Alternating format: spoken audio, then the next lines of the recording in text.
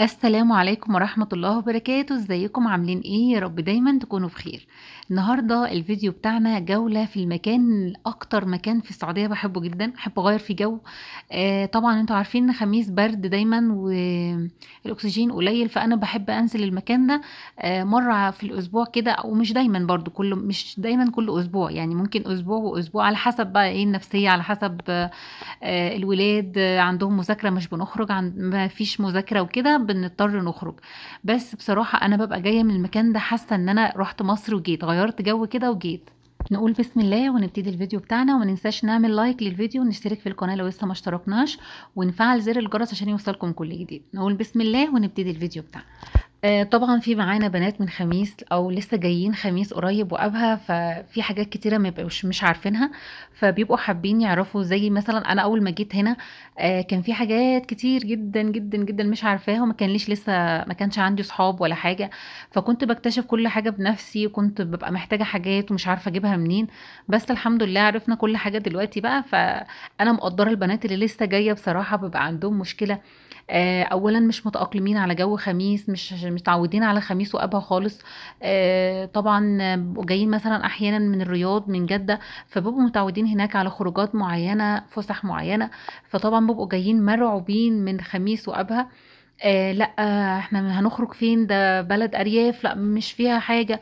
بالعكس جدا، عايزه اقول لكم ان انتوا اساسا لو عشتوا في خميس وابها مش هتفكروا تسيبوها تاني، ولا هتفكروا تروحوا الرياض وجدة. هتبقوا زعلانين حتى لو انتوا هتسيبوها. اجواء جميله جدا، اجواء طبيعيه خطيره. زي ما انتم شايفين كده، احنا في عقبه الضلع. عقبه الضلع ديت احنا بنروحها من ابها. عايزه اقول لكم العقبه ديت مش مرعبه خالص على فكره، بالعكس. اسمع ان عقبه السوده، انا رحت السوده كذا مره، عقبه السوده بتبقى صعبه شويه، يعني مش شويه، شويتين ثلاثه. لكن عقبه الضلع انا مش بخاف منها، يعني طريقها جميل وواسع ومش مرعب. بالعكس، انت طول ما انت ماشيه في الطريق انت مستمتعه بالاجواء، مستمتعه بالطبيعه، مستمتعه بالضباب اللي نازل اللي انتوا شايفينه قدامكم ده. تحسي اصلا مهما تروحي الصبح الظهر، لا تحسي ان احنا في وقت الغروب كده. اجواء جميله جدا بجد، يعني طول ما انت ماشيه اصلا انت مستمتعه، مش هتزهقي ولا هتملي. انا رايحه فين؟ ان شاء الله انا رايحه الاستراحه اللي موجوده في العقبه او بعد العقبه. الاستراحة دي لا، في نص العقبة تقريبا. الاستراحة دي بصراحة هي كانت فاضية خالص في الأول، في الأول خالص، هي طبعا موجودة من سنين. احنا كنا بنروحها على طول، بس كنا ما كانش فيها أي استراحات، مجالس ما كانش فيها أي حاجة. يعني كل حاجة كنا بناخدها واحنا ماشيين، سواء أكل أو شرب أو آه المجلس اللي احنا هنقعد عليه، كل حاجة كنا بناخدها معانا. دلوقتي بقى في استراحات جوه جوه الاستراحة اللي انا بروحها دي، اللي انتوا هتشوفوها معايا دلوقتي. في مجالس، طبعا كل ده بالإيجار. ف طبعا في مطاعم هنشوفها مع بعض دلوقتي موجودة في قلب الاستراحة، يعني مش هتبقي محتاجة حاجة. في مسجد لو حابة تصلي، وفي حمامات موجودة عملوها بس تقريبا لسه ما فتحوهاش في الاستراحة نفسها. تقدري كمان لو حابة تسمعي الماتشات، هناك بيبقى في كافيهات كده، في كذا كافيه في الاستراحة نفسها، وفي كمان قهوة هوريها لكم دلوقتي. شايفين بقى الجمال دوت؟ شايفين الطبيعة؟ شايفين الجمال؟ والله العظيم بجد، يعني انت كفاية بس ان انت تمشي في الطريق ده هتبقي يعني مبسوطة جدا، يعني انت مش عايزة تغمضي عينك ولا لحظة واحدة.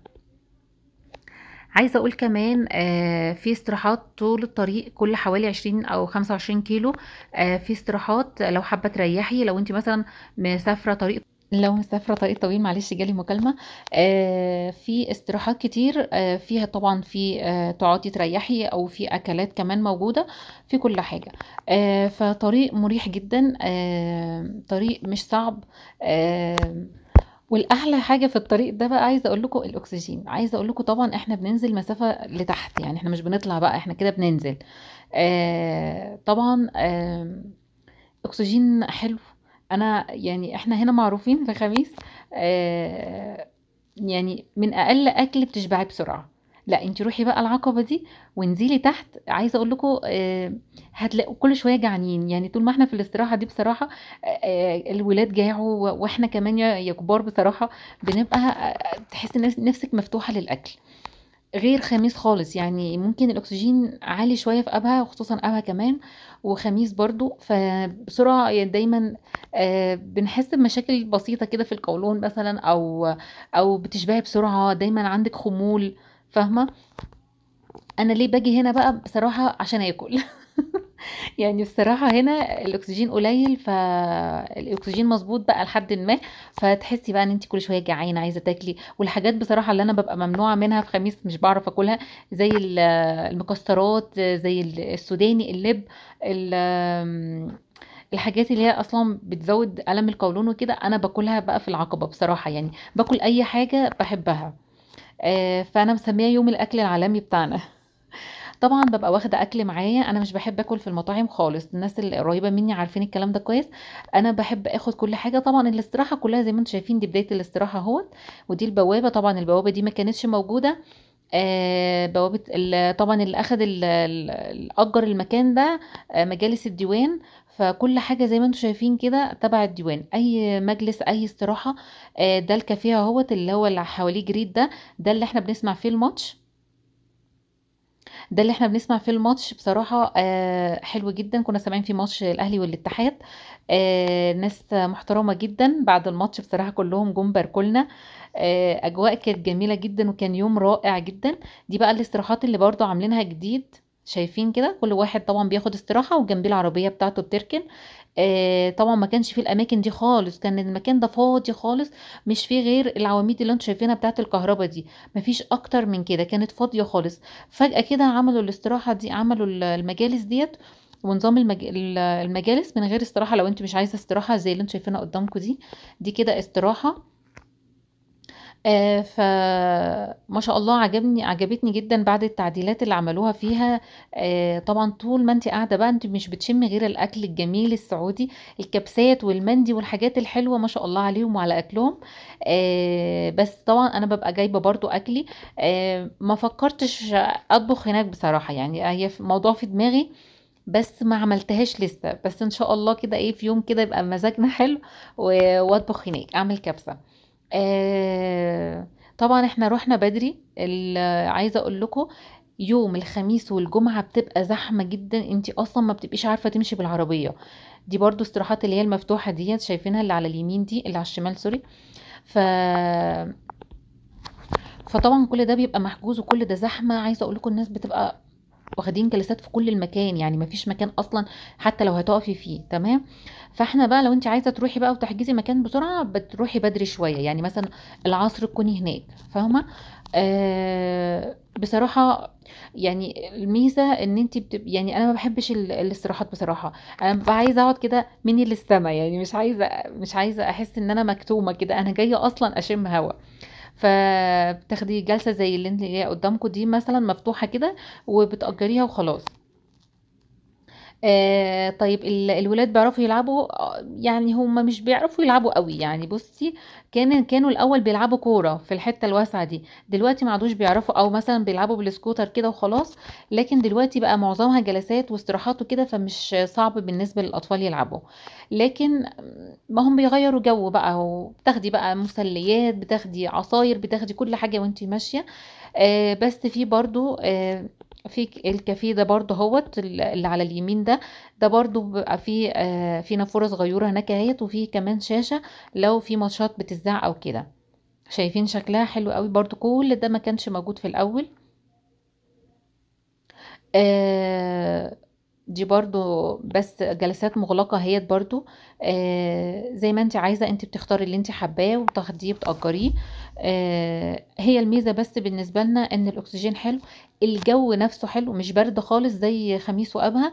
فاحنا بنيجي بقى عشان طبعا احنا في خميس وابها في البرد مش بنعرف نخرج خالص على قد المولات. وانا بصراحة ما بحبش اخرج في مولات، لان ما بحبش الاماكن المغلقة بصراحة، بحب اخرج كده في اماكن مفتوحة.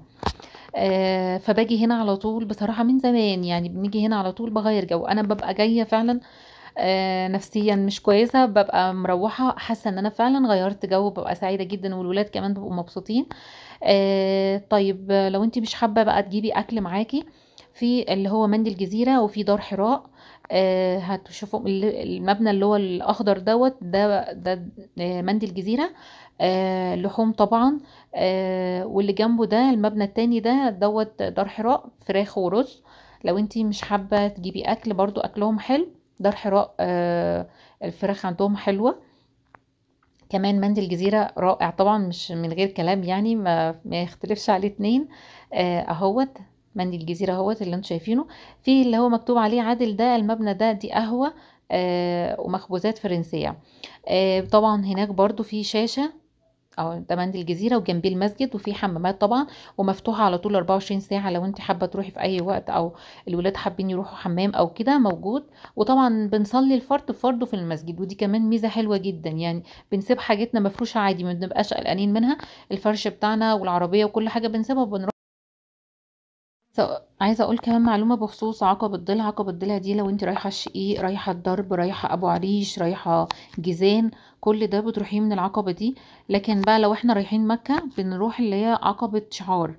عقبة صعبة شوية يعني، انا عن نفسي بخاف منها شوية، لكن مسلية برضو حلوة. لكن اكتر عقبة صعبة اسمع ان هي فعلا عقبة السوداء، دي اكتر عقبة مرعبة شوية.